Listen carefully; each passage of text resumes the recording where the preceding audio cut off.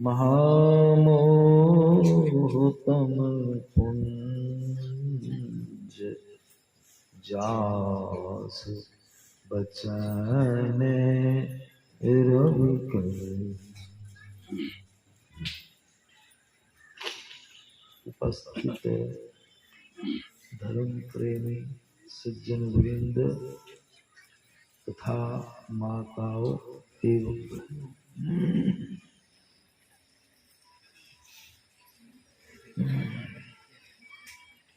आज आपको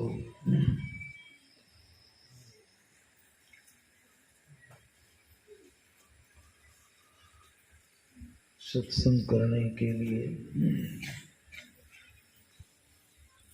आश्रम के प्रांगण में पधारे हैं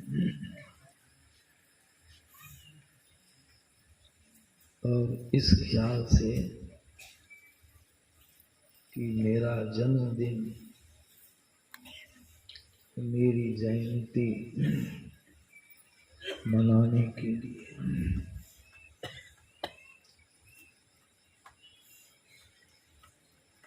और बड़ी संख्या में आप लोग आए। यह जयंती मनाने का हमको कोई शौक नहीं। सत्संग भजन का ख्याल बना रहता है। मेरे हृदय में कभी भी यह भाव नहीं आया, नहीं जगा कि मेरी जयंती मनाई जाए, कभी भी। लेकिन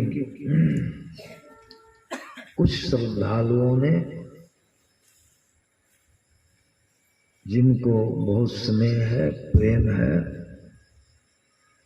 श्रद्धा है, जो भी आप लोगों ने श्रवण किया,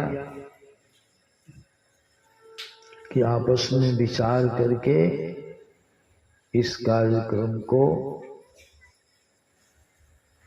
करना आरंभ किया। तब से इस तिथि को यह कार्य रखा जाता है। जन्मदिन का मतलब हुआ कि आज की तिथि को जन्म हुआ। किसका जन्म हुआ, यह भी समझने की बड़ी ही आवश्यकता है। किसका जन्म हुआ? मेरा जन्म हुआ।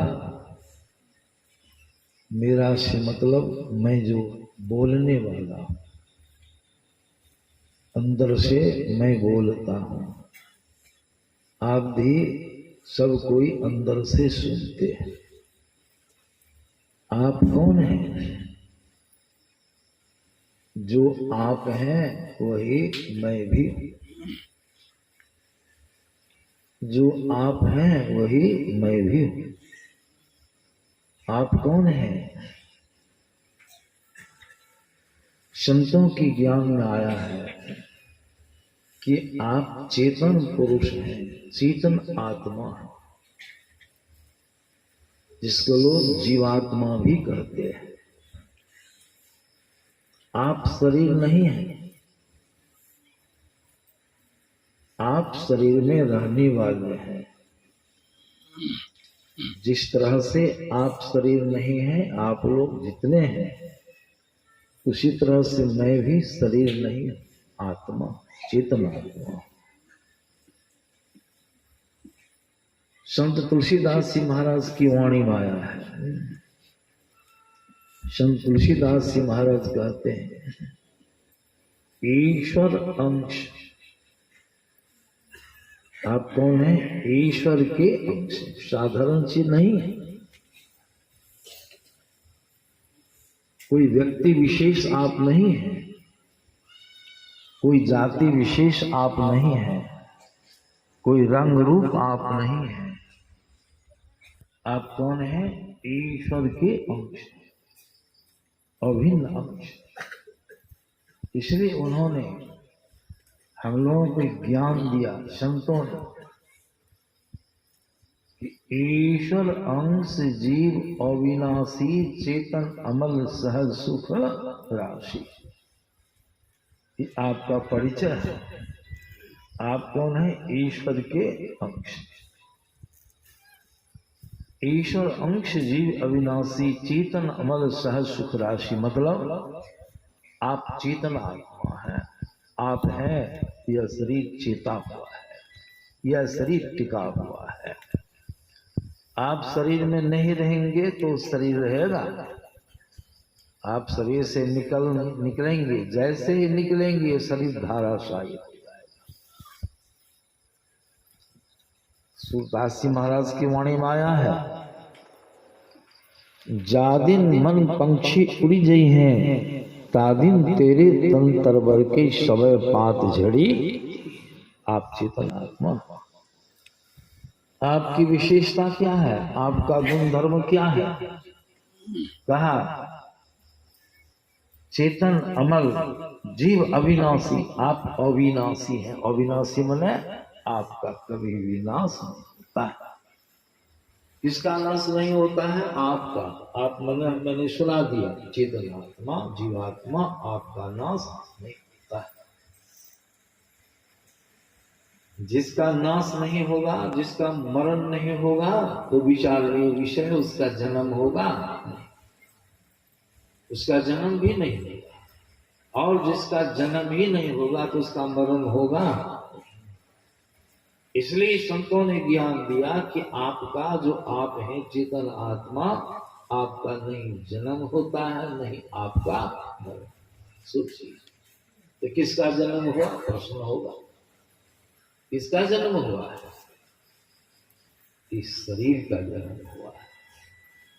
जो शरीर सामने में प्रत्यक्ष है, हमको, हमारे शरीर को आप देखते हैं हमारे सहित, और आपके शरीर को आपके सहित हम देखते हैं। शरीर का जन्म, शरीर का जन्म हुआ। अब मरण भी किसका होगा? शरीर का ही मरण होगा। तो कहिए किसका जन्म हुआ? हमारा जन्म हुआ कि शरीर का जन्म हुआ? शरीर का जन्म। शरीर में हम आए, आप आए, सब कहां से आए?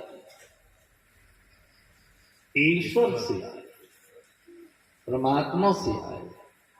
और यहाँ के शरीर बंधन में हम और आप सब कोई बंधे हैं। शरीर बंधन में आकर के बंध गए। शरीर का जन्म, शरीर का मरण, मरण और जन्म का दुख शरीर को नहीं, आपको, जीव को होता है। जन्मने मरने का दुख किसको होता है? आपको होता है। यही दुख है। गुरु महाराज की वाणी में हम लोग रोज पाठ करते हैं। क्या पाठ करते हैं? करते हैं पाठ कि मायाबद्ध जीव, आप जो जीव तत्व हैं ईश्वर का, मायाबद्ध माने माया के बंधन में आप, मायाबद्ध जीव क्या रखना है? हम माया के बंधन में। यह सबको मालूम नहीं है। मायाबद्ध जीव आवागमन के चक्र में पड़ा रहता है। आवागमन माने जन्मना, और इसके चक्कर में आप पड़ गए। देखिए, मायाबद्ध जीव आवागमन के चक्र में पड़ा, आप इस चक्र में पड़ गए, पेड़ा में पड़ गए। कोई फंदे में आप पड़ जाते हैं, क्या करें? मैं अमुक चक्र में पड़ के बड़ा दुख भोग रहा। यहाँ देखिए, माया के चक्र में, जन्म मरण के चक्र में आप पड़ गए। चक्र चल रहा है, चक्र माना जब घूमना, चक्र घूमता है, उसमें आप घूम रहे हैं। जन्म मरण के चक्र में पड़ गए, फंस गए, आप घूम रहे। जन्म मरण का दुख आप भोग रहे हैं, आपको हो रहा है। दुख किसको होता है? आपको, जीव होता है। इसीलिए गुरु महाराज ने कहा, जन्म और मरण के चक्र में हजी पड़ गया, आवागमन के चक्र में पड़ गया है। मायाबद्ध जीव आवागमन के चक्र में पड़ा रहता है। इस प्रकार रहना जीव के सब दुखों का, जितने किस्म के दुखों को आप और हम भोगते हैं उसका कारण है आवा और आना और आवागमन के चक्र में पड़ गए, सब दुखों की जड़ है। और इससे आपको छुट्टी भी मिलने वाली नहीं है। दुख से हम दुखी हैं, व्यथित हैं। गुरुवास की वाणी माया है, संस्कृति संताप से कांप रहे, भव घोर भ्रमक जीव हाँफ रहे। हम लोग संस्कृति संताप से कांप रहे, कंपित भव घोर भ्रमक जीव, कि भव के भ्रमण में, भव की घूर्णी में पड़ करके हम हपस भव भ्रमक जीव हपस। तो संत लोग क्या कहते हैं? तेने ढाढ़स दे, ढाढ़स मतलब सांत्वना, तेने ढाढ़स दे, हम हपसे हुए जीव को, दुख से दुखी व्यथित जीव को संत लोग हम लोग आकर समझाते हैं। बब घोर भ्रमक जीव हाँफ रहे, तेने ढाढ़स दे समझाई के गुरु नाम सुमर।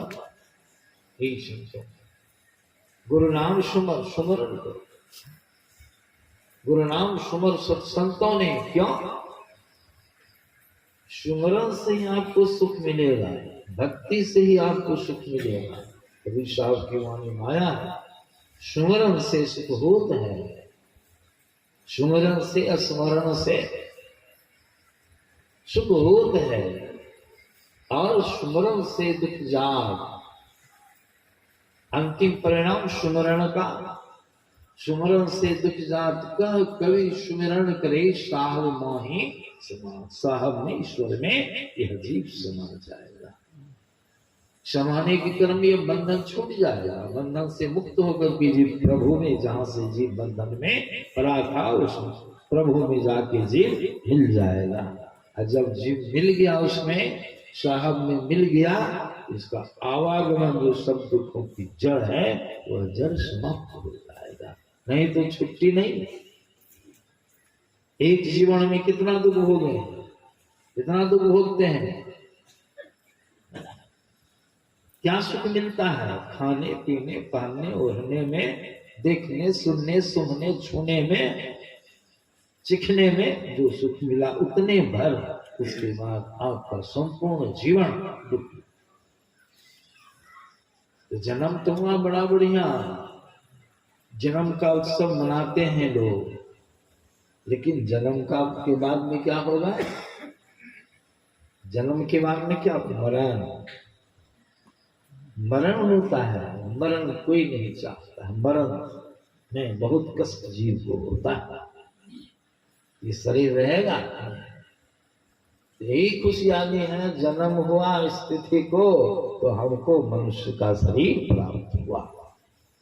आपका जन्म हुआ तो मन आपको मनुष्य का शरीर प्राप्त हुआ। बंधन है, लेकिन इसी शरीर से, यह सर्वश्रेष्ठ शरीर है, आपको मोक्ष की प्राप्ति हो जाएगी। इसीलिए ज्ञान का विषय है, प्रसन्नता इसी बात से है। इस अवसर पर आप लोग आए हैं, बहाना तो है मेरी जयंती का, आप लोग आए हैं इस अवसर पर, ये आप लोगों की श्रद्धा है। इसलिए हमको बड़ी प्रसन्नता है कि आपकी श्रद्धा है, आप आए हैं इस अवसर पर, तो कुछ लाभ होना चाहिए सत्संग से। जो लाभ हो जाएगा, यही आपके लिए ये मनाना सार्थक, यही सार्थक ज्ञान को प्राप्त करके संतों का ज्ञान, इससे आपका शुभ होगा, आपका कल्याण हो जाएगा। इसीलिए संत महात्मा लोग कहते हैं कि प्रभु का भजन कीजिए। शरीर मिला है तो बड़ा सौभाग्य, शरीर भी रहने वाला नहीं है। जन्म में लोग उत्सव मनाते, बच्चा का जन्म होता है तो लोग उत्सव मनाते हैं।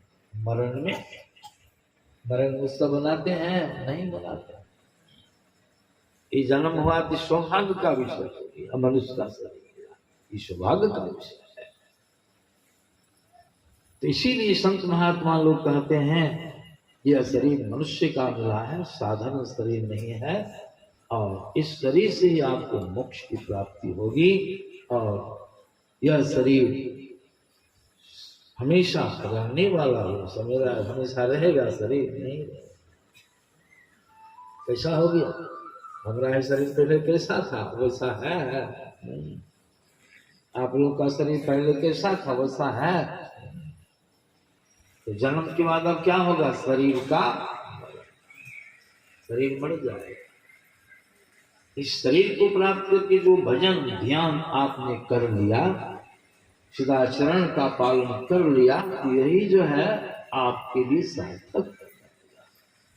इस सत्संग ध्यान का संस्कार पड़ जाने से शरीर जो छूट जाएगा तो फिर मनुष्य का शरीर आपको मिलेगा भजन करने के लिए। यह भी सौभाग्य का विषय है।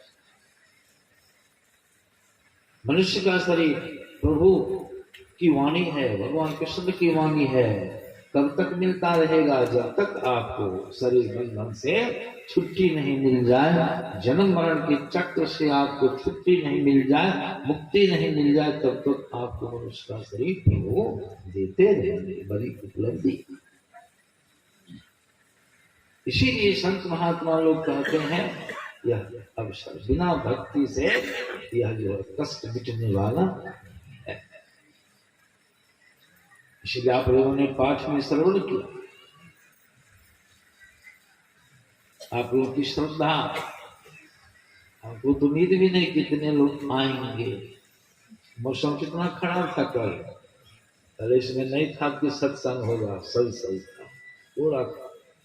गुरु महाराज से मना आई तो गुरु महाराज बड़ा मुश्किल, देखिए गुरु महाराज की कृपा हो गई, तो बहुत बढ़िया ढंग से सत्संग संपन्न हो रहा है। समय तो बहुत हो गया है, सुनाने का तो बहुत मन है। मैं भी कहीं जाता हूँ ना तो लोग बहुत सम्मान देते हैं, बात सही है, सम्मान भी देते हैं, बहुत अच्छे ऊंचे तबके के शब्दों का प्रयोग भी करते हैं। लेकिन मैं जो अपने को टटोलता हूँ, देखता हूँ, हमको भी आश्चर्य लगता है, लोग इतना सम्मान देते हैं, उस लायक तो मैं हूँ नहीं। सही मन में सोचता हूँ, एकांत में सोचता हूँ, बड़ी बड़ी पदवी, बहुत बड़े बड़े अच्छे विशाख शब्द का प्रयोग लोग कर देते हैं, ये हम सब जो देखते हैं, हम भी सुनते हैं। मेरे मन में होता है लोगों की श्रद्धा, इतनी श्रद्धा की, गुरु महाराज से प्रार्थना करता हूँ, गुरु महाराज यह तो आपकी कृपा है, आपकी कृपा है। कभी मैं चलता हूँ पैदल, जब चलता हूँ वो बच्चे, उस बाजार होके भी चलता हूँ, जो बच्चा छोटा हुआ हाथ जोड़ के खड़ा है, ये बच्चा जन्म लिया है, कम ही उम्र का है, छोटा जोड़ के खड़ा है, प्रणाम हमको तब होता है लोगों की बड़ी संख्या। इसको गुजरता अजरपुर गांव है, एक बच्चा था, पैखाना फिर रहा था, बहुत छोटा, और पंछू चला, लोटा से पानी ले, वो कहता है बाबा रोटी हाल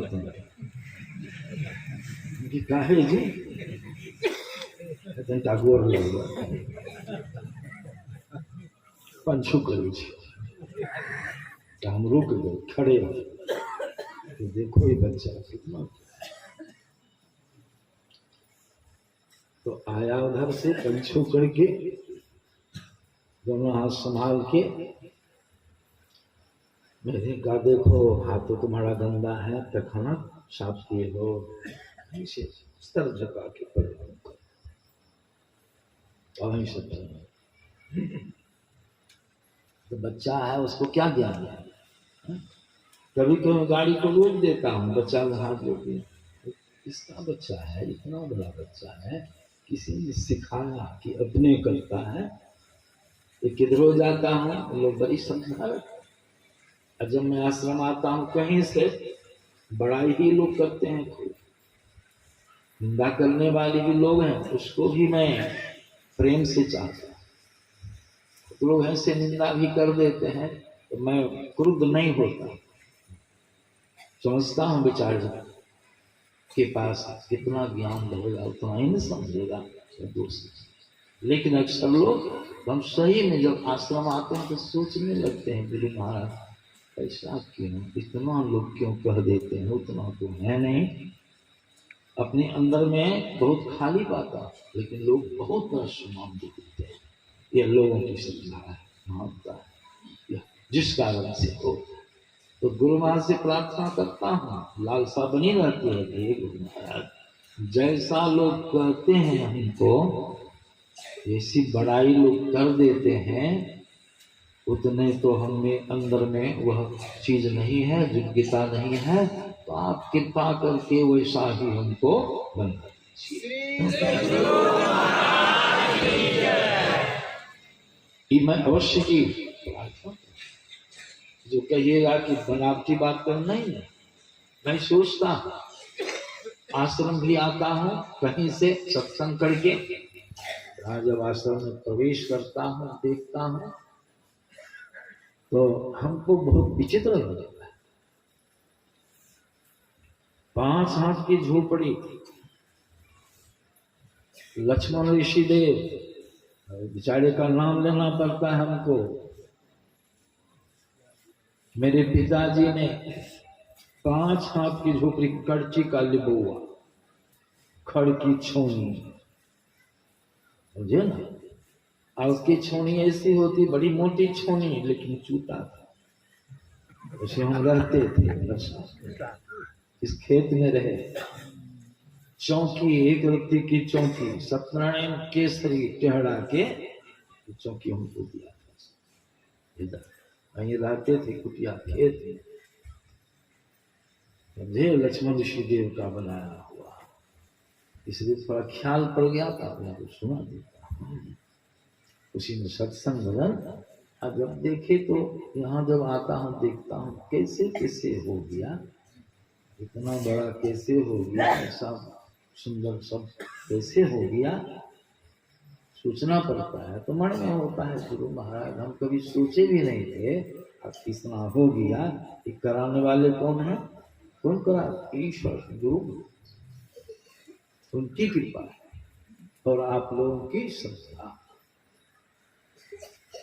इसीलिए संत महात्मा लोग कहते हैं इस अवसर पर आप लोग आए हैं, ये हमको कोई सोच नहीं, लेकिन आप लोगों के आने से हमको बड़ी प्रसन्नता, आप लोगों की श्रद्धा देखकर।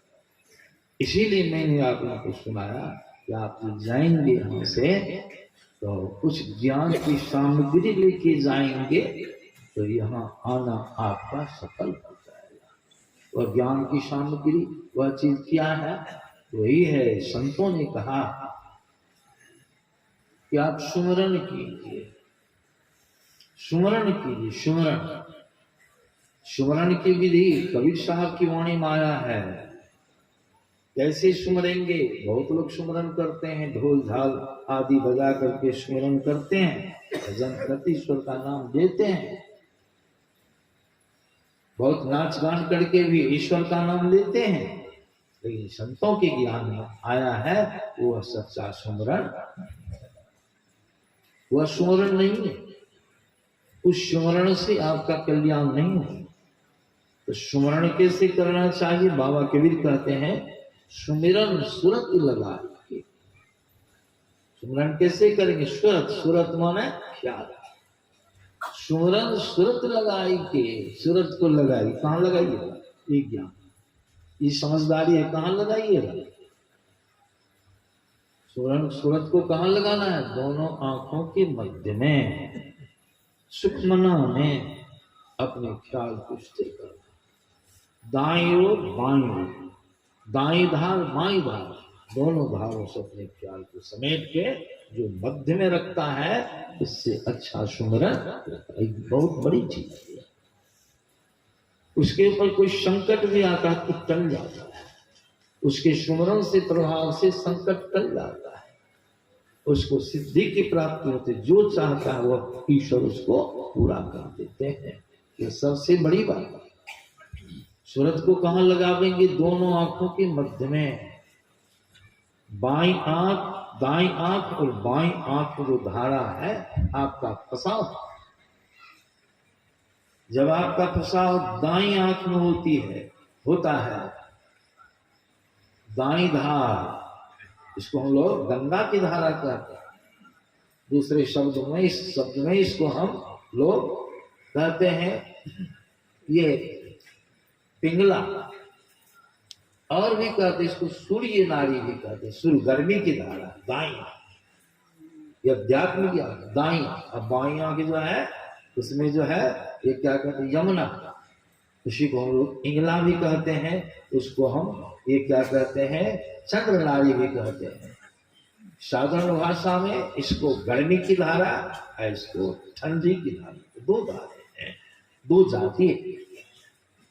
इस संतों के ज्ञान में इन दोनों धारों को, ठंडी और गर्मी नहीं रहे, दोनों मिल करके एक हो जाए, मना में दोनों की धारा स्थिर हो जाए, दोनों धारें, तब जो सुमरन होगा उससे आपका कल्याण। इसलिए बाबा कबीर की वाणी में सुने, सुमिरन सुरति लगाई के मुक्ते कछोला,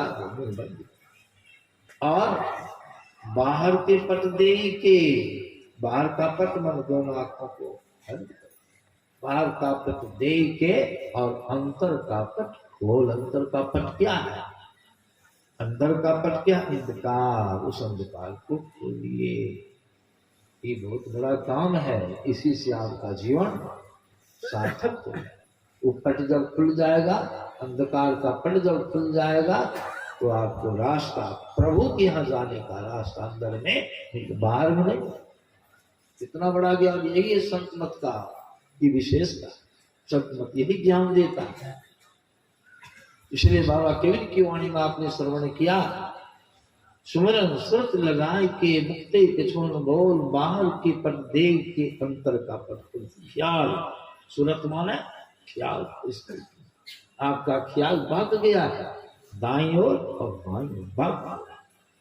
दोनों भागाओं से आपको छूटना है। जब दाईं ओर आपका ख्याल रहता है, दाईं ओर, तो रजोगुनी वृत्ति उत्पन्न होती है, राजसी भाव उत्पन्न होता है, संसार में सुख सुविधा से रहने का भाव जगता है। जब आपकी सूरत का फसाव बाईं ओर हो जाता है, उसमें तमोगुणी वृत्ति, मूढ़ता, क्रोध, काम आदि विकार उत्पन्न होने लग जाता है। उसमें आपको शांति नहीं मिलेगी, बेचैनी मिलेगी। इसलिए संतों ने कहा दोनों धारों से अपने आप को, की वाणी में करते हैं ना, बराबर गाते हैं भजन, साधारण से नहीं है। प्रभास भजन में क्या गाते हैं? दो नैन नजर जोड़ी के, दो नैन नजर जोड़ी के, एक नोट बना के अंतर में देखने की, यही सिमरन। इसी को भगवान रामचंद्र जी ने प्रजाओं से कहा था, और एक गुप्त मत सब ही कहो कड़जोड़ी, शंकर भजन बिना नर भक्ति न पावे। ये शंकर भजन कल्याणकारी भजन है। ये चीज है। सत्संग में आप लोग आए, आप लोग बहुत मेहनत किए, बहुत कठिनाई का सामना करके, समय तो बहुत हो गया है, सारी बातों को आप लोगों ने श्रवण किया। आप लोगों की श्रद्धा से मैं बहुत खुश हूँ, बहुत प्रसन्न हूँ। और यही ज्ञान है जो गुरुभाष का ज्ञान है, ये आपका संबल है। इस संबल को लेके जाने पर और इसका जो हम प्रयोग करेंगे अंदर में शांति, इस तरह से विशेष कहना ठीक नहीं होगा, समय बहुत हो गया। इन्हीं शब्दों से अपनी वाणी में विराम देता हूँ। और आप लोग जितने लोग आए हैं, सबों की शुभकामना करता हूँ कि आप लोगों की श्रद्धा भक्ति सत्संग के प्रति इसी तरह से बनी रहे और बढ़ती रहे। सबों का शुभ हो, कल्याण हो, मंगल कामना करते हुए अपने वाणी में विराम देता हूँ। श्री सद्गुरु।